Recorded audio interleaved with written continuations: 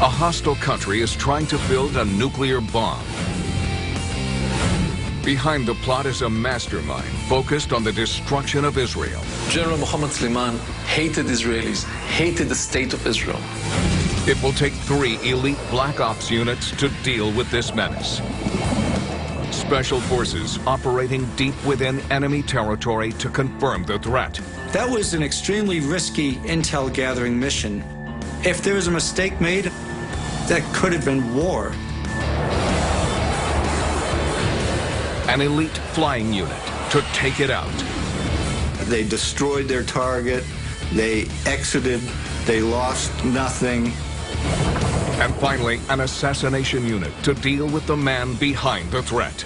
3 of them came as scuba divers to his beach house, shot him, and then disappeared. This is the top secret story of the Israeli strike against Syria.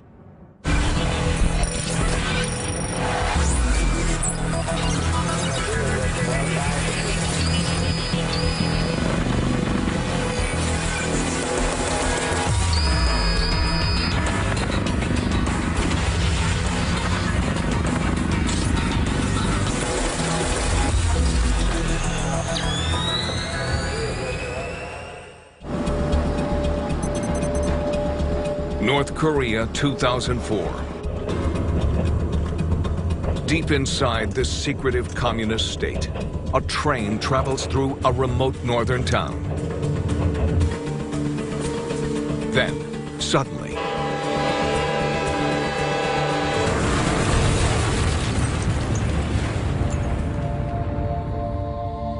in April of 2004, there was a massive train explosion in northern North Korea. The explosion is so enormous it registers a magnitude 3.6, equivalent to a small earthquake. It killed several hundred people, destroyed a town of 10,000 people, left 2,000 people wounded. According to the North Korean government, the train was carrying liquefied petroleum. But before anyone can discover anything more, the regime forbids further reporting on the incident. A week later, they banned all use of cell phones in North Korea for 5 years. Just what is going on in the rogue nuclear state? 5,000 miles away, one nation is following the incident with great interest.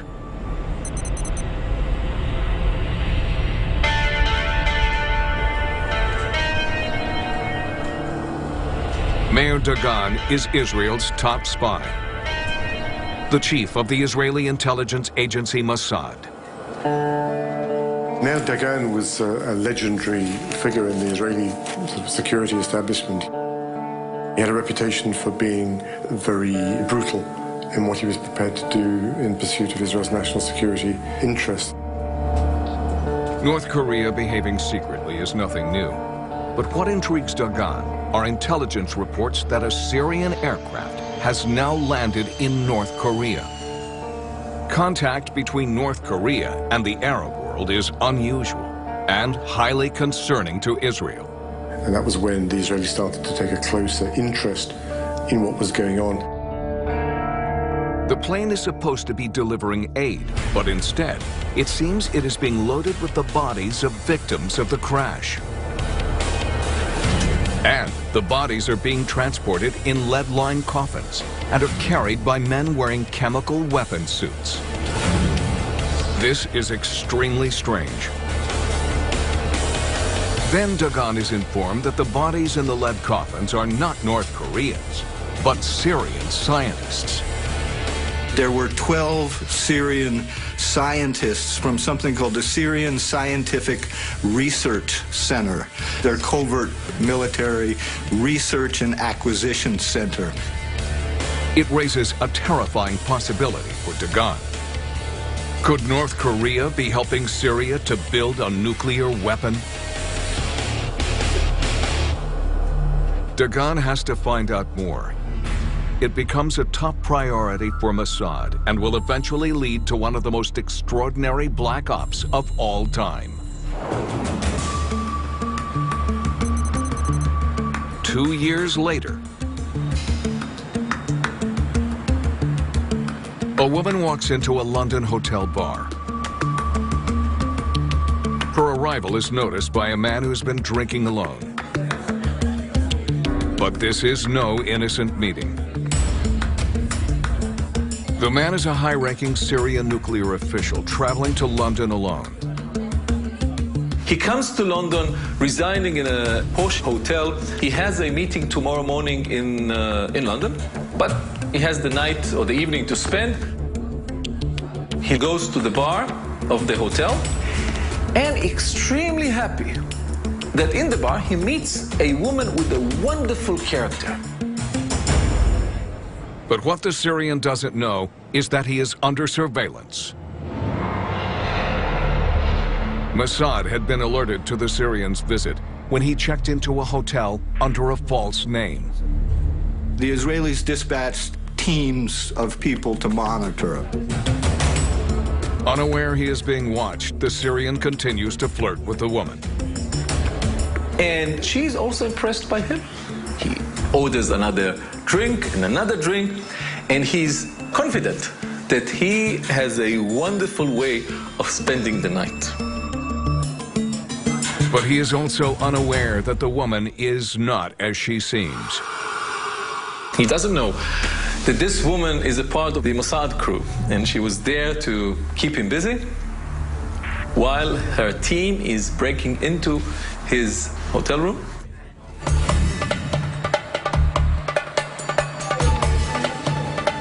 The Mossad agents are members of the Neviot unit, experts in covert bugging. The team specialized in breaking into hotel rooms. It takes just seconds for the Neviot team to override the hotel room security.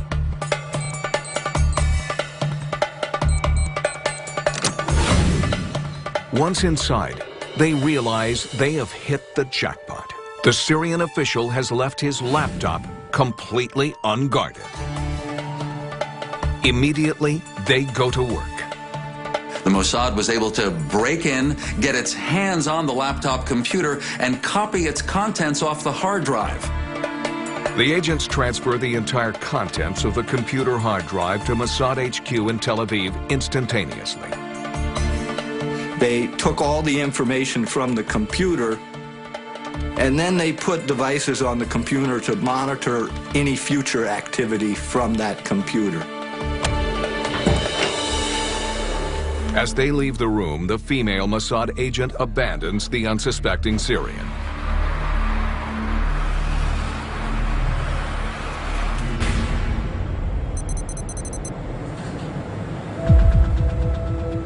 Within 15 minutes, Dagan and his analysts are looking at the files in Tel Aviv. What they found on his computer was really rather extraordinary.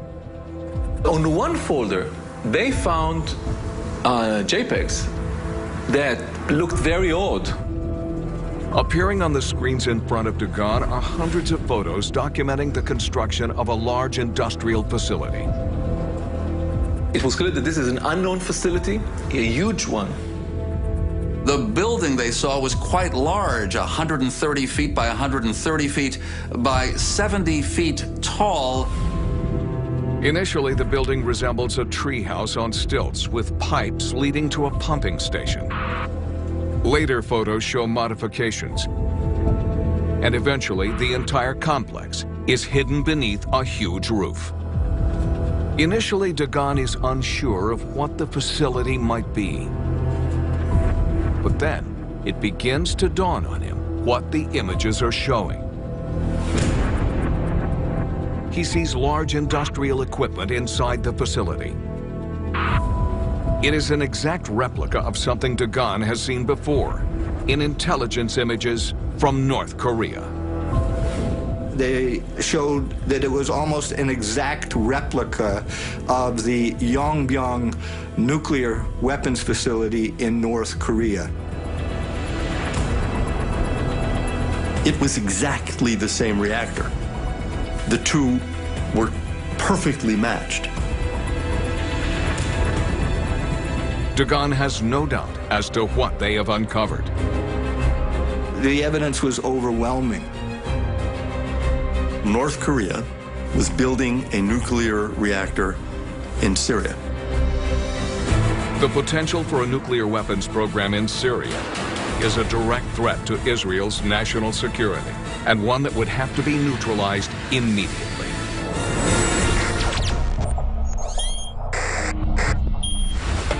In 2006, analysts for the Israeli intelligence agency Mossad have uncovered information indicating that Syria, with the help of North Korea, is in the process of developing a nuclear weapons program. Further evidence from the confiscated laptop of a Syrian nuclear official confirms their greatest fear. There were blueprints of the nuclear power plant. There were pictures of the nuclear power plant. The Israelis even had photographs of Syrians and North Korean nuclear experts together. It is Israel's nightmare scenario. A hostile nuclear power on its own doorstep. Whoever is building this has only one purpose: to build, to assemble a nuclear bomb.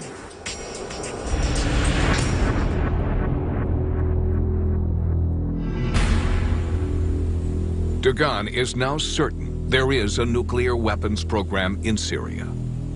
But he has no idea where it is.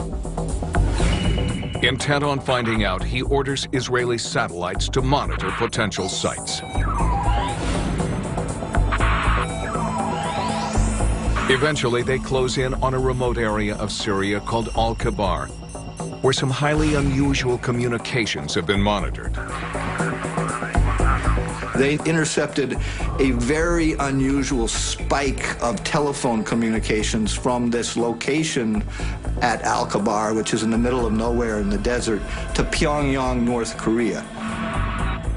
It was very far from the capital, Damascus. It was in a remote part of northeastern Syria, but not far from the Euphrates River and the border with Iraq. Israeli satellites now pinpoint a large building at Al-Kabar. When they compare them with the stolen images from the Syrian laptop, it is a perfect match. Al-Kabar has to be the site of Syria's nuclear weapons program. Armed with the intel on the Syrian facility, Dagan goes to see the Israeli Prime Minister Ehud Olmert. Mayor Dagan came to see Prime Minister Olmert and told him this dramatic news that Syria is in an advanced stage of developing nuclear weapons. The Israeli Prime Minister immediately recognizes the seriousness of the threat. Olmert said one thing right at the start, and that was the Syrian nuclear weapons program is simply intolerable for Israel. It cannot be permitted. This is an existential threat to Israel. This reactor has to go away. The only way to be rid of the nuclear weapons program is to blow up the reactor. But first, he has a series of questions for Dagan. Most importantly, how far advanced is the reactor? If it is already operational, then a bombing could cause a catastrophe. If the reactor is already active, then a full destruction of the reactor might cause an enormous environmental pollution poisoning. But Dagan doesn't know yet if the reactor is fully operational.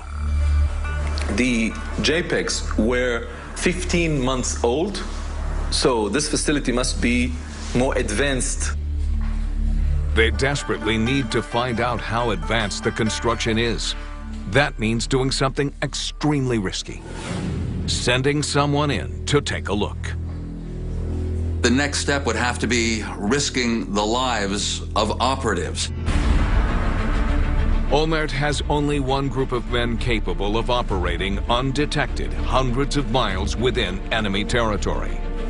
So he calls upon Israel's elite Black Ops unit. In English, they are known as the Unit. In Hebrew, they are the Sayarat Matkal.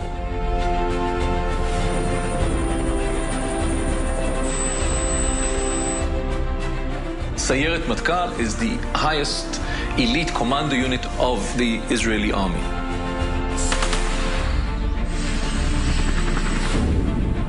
Sayeret Matkal in Israel is nothing short of legendary or mythical. It's essentially the top unit in the army. Their job is to go on special operations that are considered beyond the scope of your regular troops. It's a unit modeled after the British SAS. SEAL teams are similar to it. Delta Force is similar to it. They're some of the most highly trained units in the world.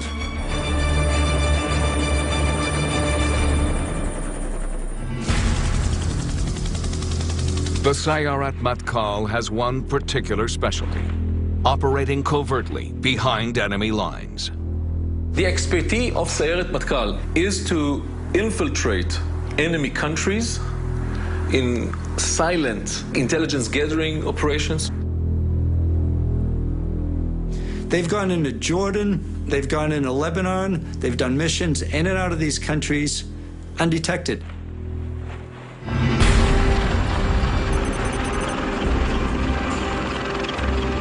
While never officially confirmed, it is believed that on an overcast summer night, the selected commandos prepared to set out on their mission.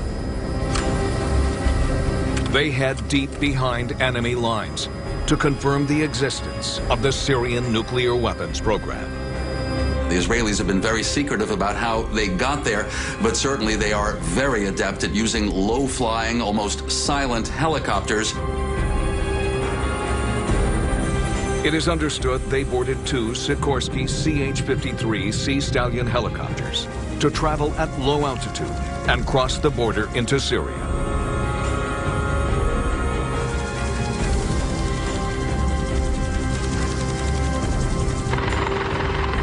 The commandos are dropped a safe distance from the facility.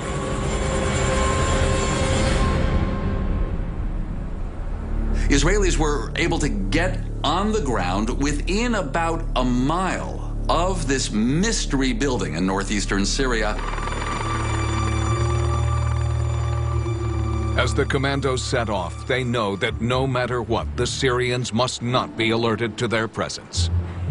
Once the helicopters are gone, if the Syrians discover them, there is no chance of being rescued. But that was an extremely risky intel gathering mission. If there was a mistake made and they were compromised, that could have been war.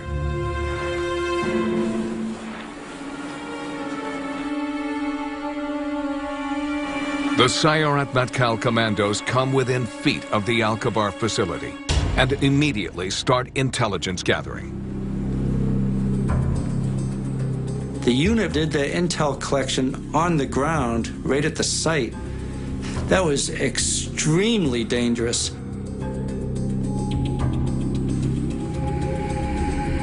Collecting soil and water samples from around the facility is the most important element of the mission. It is the only way Israel can find out for sure if the reactor is operational. If the reactor is active, then a very small portion, not lethal, but very, very small portion of radioactive substance would be found in the water. Once the intel collection is complete, the commandos hide their tracks and prepare to depart. But then,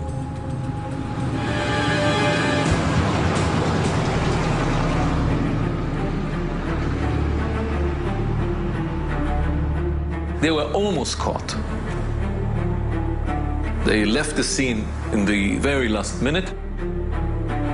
the commandos remain undetected. And with the mission complete, they return to Israel with the soil and water samples. The results of those samples will soon set into motion a series of even more dangerous, covert missions into Syria.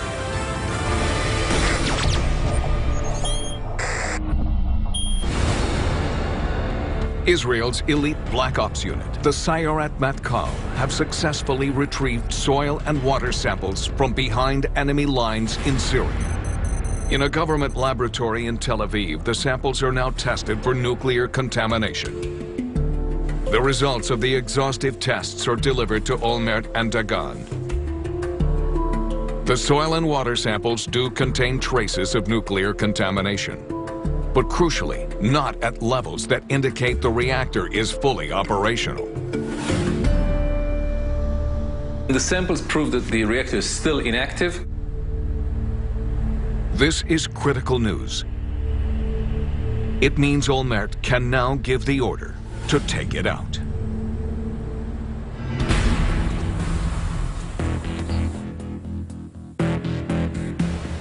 Olmert calls a meeting of Israel's top military and intelligence chiefs. They are all in agreement on one thing. However this reactor got started and whenever it got started, the end is clear. The reactor is intolerable. We're not going to allow it, and it's going to go away. Olmert's only option is to strike from the air. Air power has an advantage. It can come like a light, it's very speedy. It can do the job with a lot of ordnance and disengage before the enemy understands what happened. The Prime Minister gives the order to prepare for an aerial assault on the Syrian reactor. It will be known as Operation Orchard, and for it to succeed, Olmert alerts another of Israel's Special Forces units.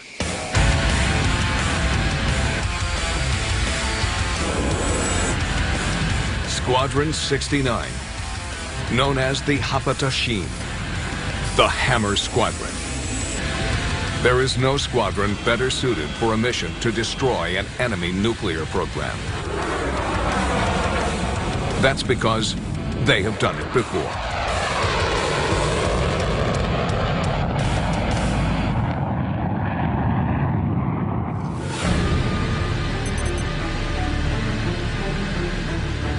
"25 years earlier, 8 Hammer Squadron pilots flew into Iraq to bomb a nuclear facility being built by Saddam Hussein.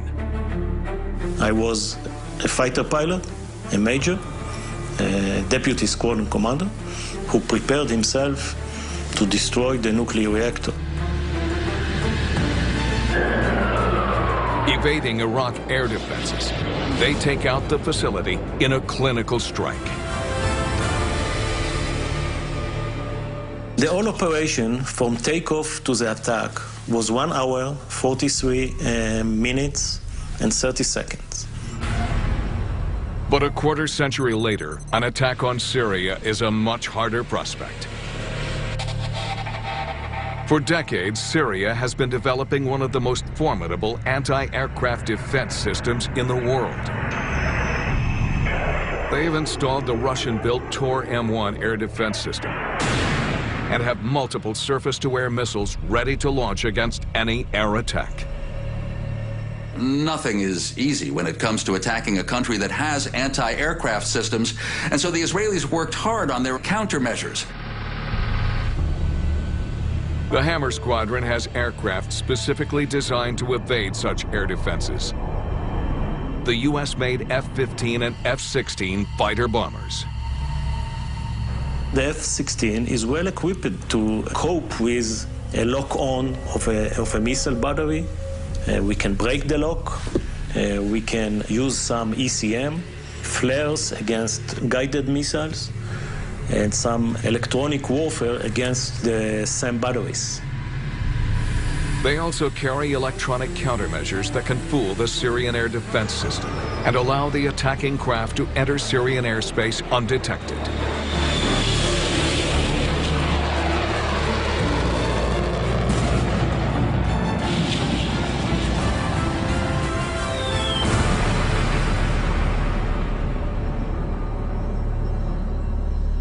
A date has yet to be decided for Operation Orchard. But then Prime Minister Olmert receives intelligence that forces his hand.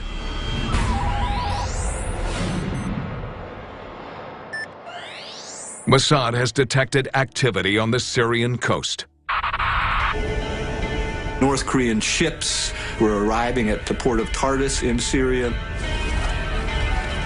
These ships are carrying the final materials the Syrians need for the ALsa-MAsa reactor to become fully operational.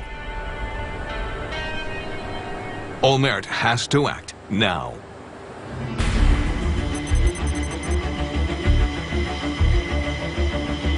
At exactly 11:59 at night, 10 Hammer Squadron pilots are ordered to take off.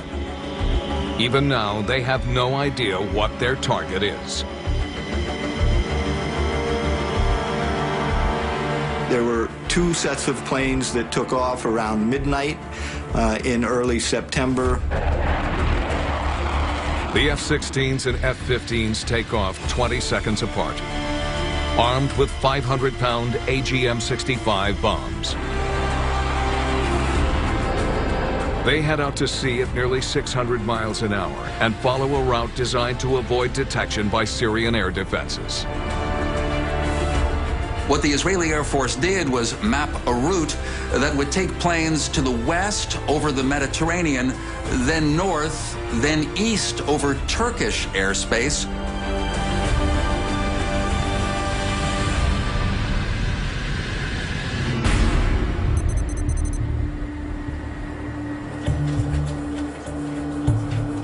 Israel's prime minister and senior military commanders gather in the Israeli Air Force's underground command center known as the Pit. Here they monitor the route of the fighter bombers. Once it is established that there are no technical faults with any of the planes, 3 of the F-15s are ordered to return home. The remaining 7 continue on the planned route at low altitude. They flew up the Mediterranean and then on the east, on the Syrian-Turkish border. It is only now that the pilots are told that this is a live mission and that they are flying into heavily defended Syrian airspace. These elite pilots are trained to suppress nerves.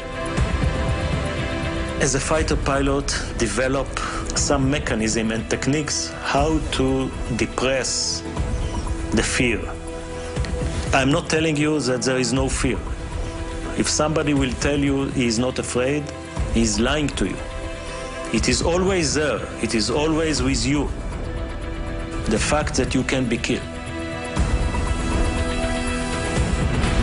The Hammer Squadron is now just minutes from entering Syrian airspace and straight into the crosshairs of Syria's formidable air defenses.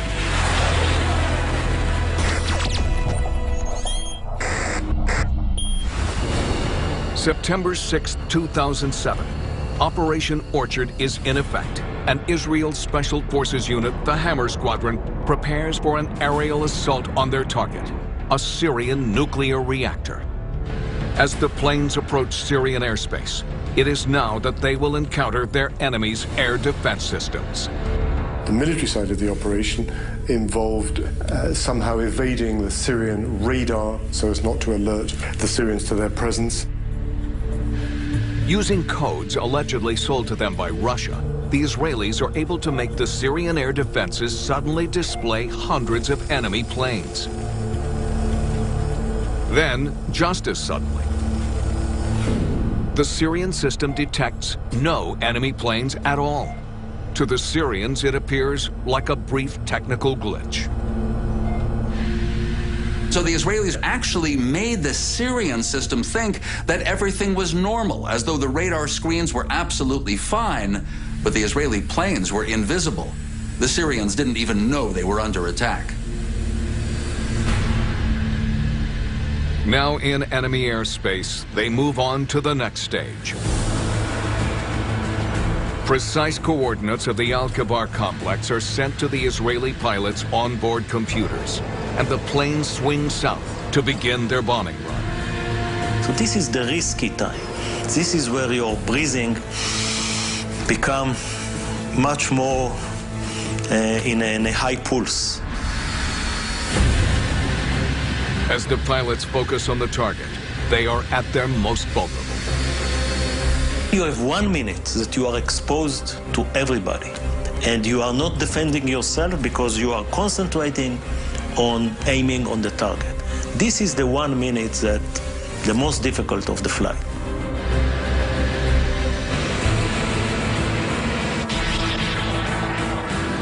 As they begin their bombing run, the pilots suddenly detect anti-aircraft rockets.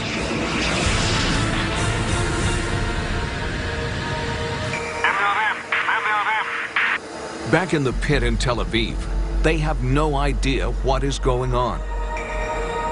Has the target been hit? Have the pilots been shot down? Then comes a radio transmission. It is the single word, Arizona.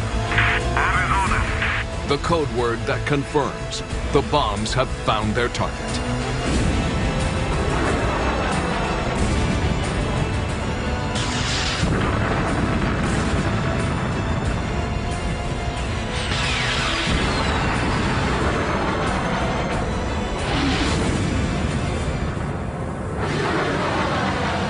Not a single Israeli plane has been lost, and the reactor has been totally destroyed.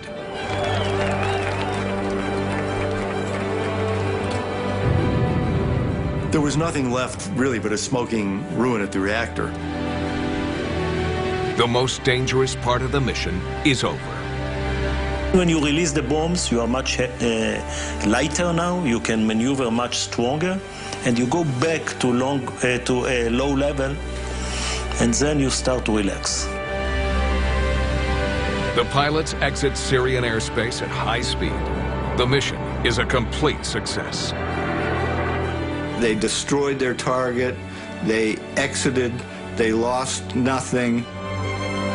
Olmert immediately telephones the White House to tell President Bush that something that never existed doesn't exist anymore.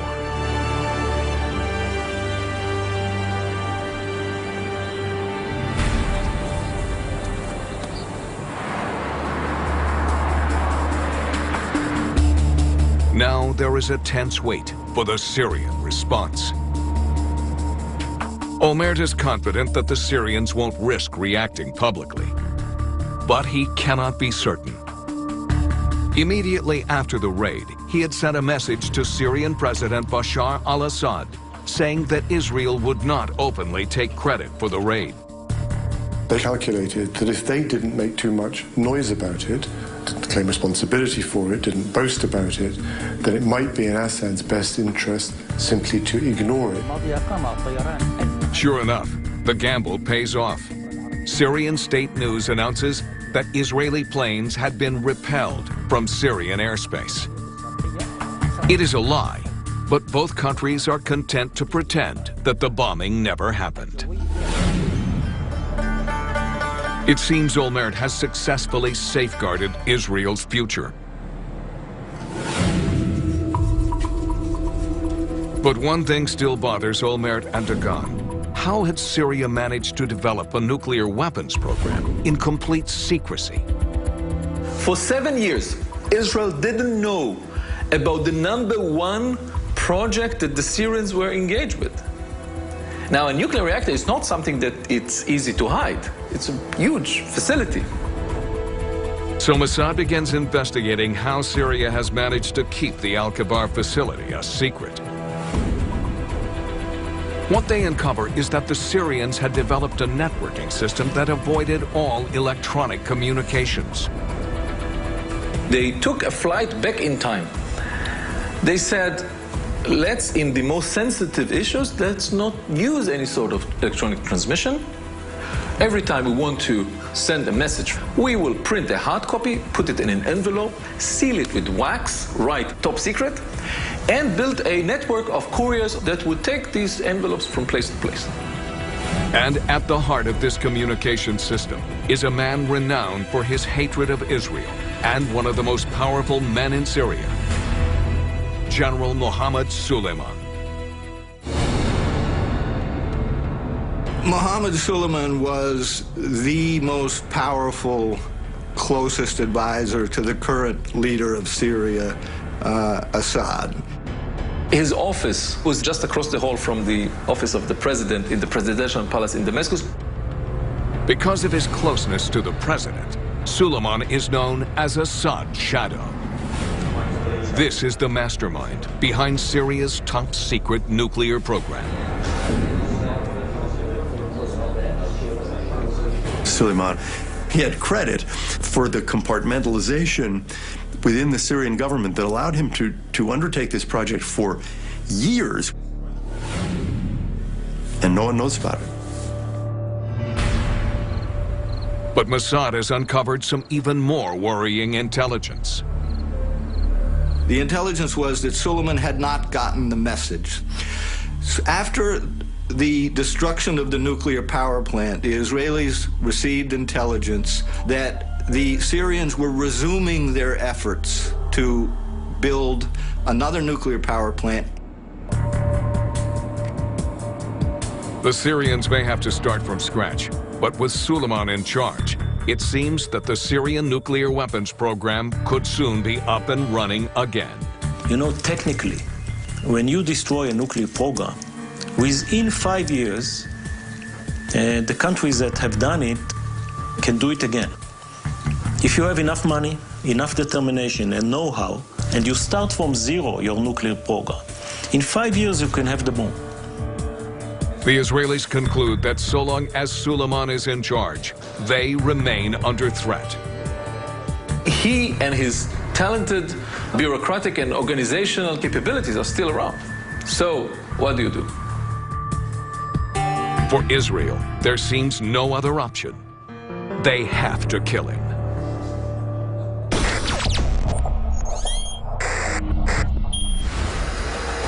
Israeli special forces have successfully neutralized the threat of a Syrian nuclear weapons program. But to ensure it does not return, they must now take out its mastermind, Syrian General Mohammed Suleiman.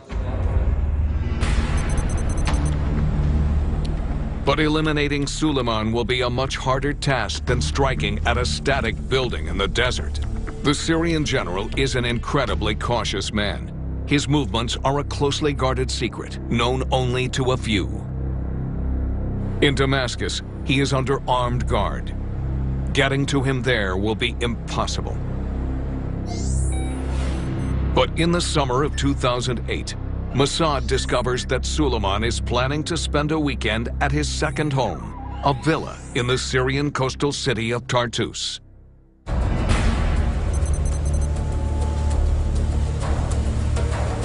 Security in Tartus is far more relaxed. If they're going to kill the general, this is the time and place to do it.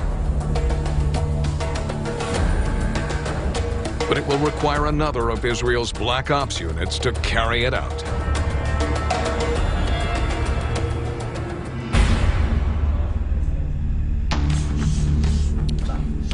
This group is called the Kidon. Kidon means bayonet. They were known within the Mossad for assassinations, but also knew how to slip in and out of countries. Among even their enemies, they are respected as extremely talented and well-trained in the operations theater. The Kidon is the most secretive of all of Israel's elite units, and almost no operational details of their missions have ever been released by any Israeli government. They are notorious for one specialized activity: assassinating Israel's enemies wherever they may be.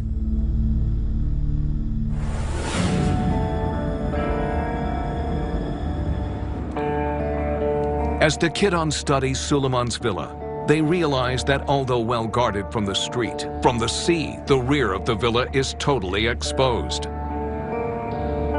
The Israelis then discover that when staying at his villa, Suleiman hosts his guests on the balcony overlooking the sea.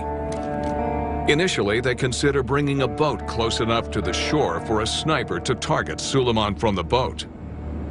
But it seems this plan is rejected. They will only have one chance, and a long-range shot from a moving boat is just too risky.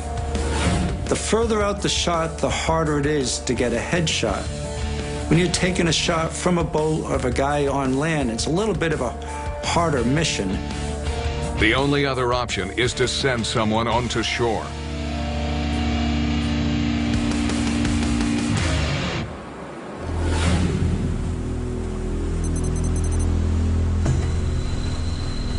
A yacht sails up the Mediterranean coast towards Tartus.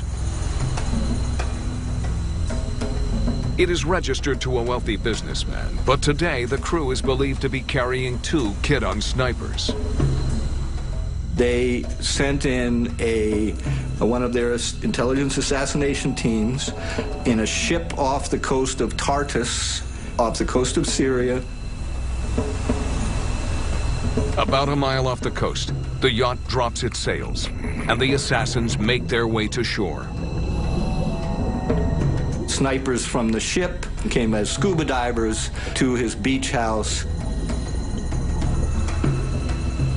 At the same time, General Suleiman arrives at his weekend home.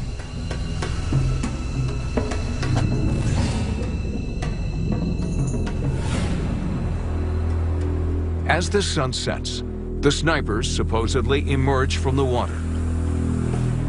They watch the guests as they mingle on the terrace.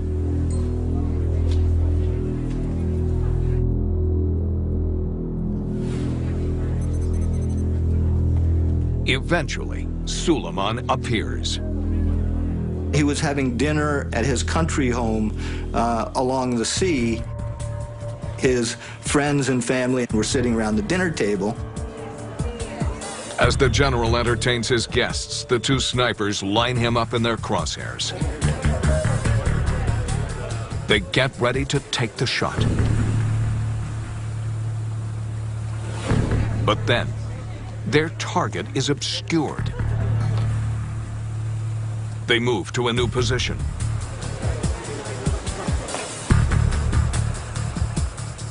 The 2 snipers relocate and aim their rifles.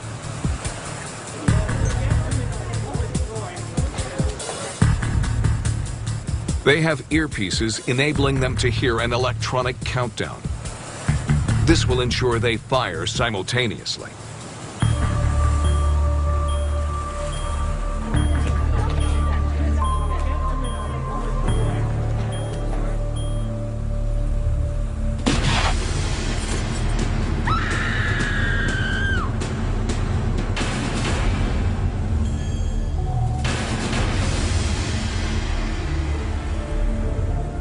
It was a difficult shot, but they did shoot until he was down, and the mission was over, and they got away with it.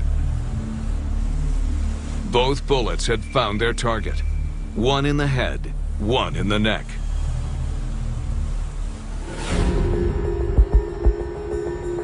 Like the bombing of the reactor, Israel will never officially admit to the assassination of General Suleiman.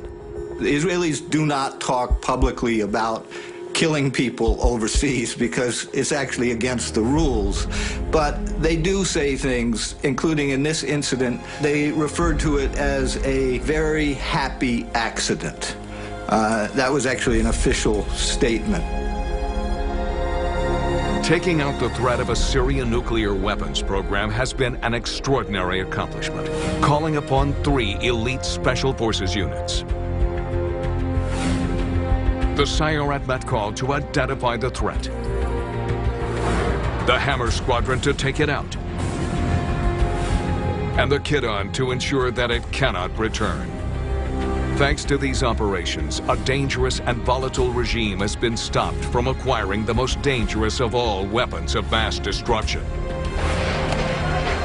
The importance of that has only been made more evident since 2011. When Syria began its descent into a vicious civil war.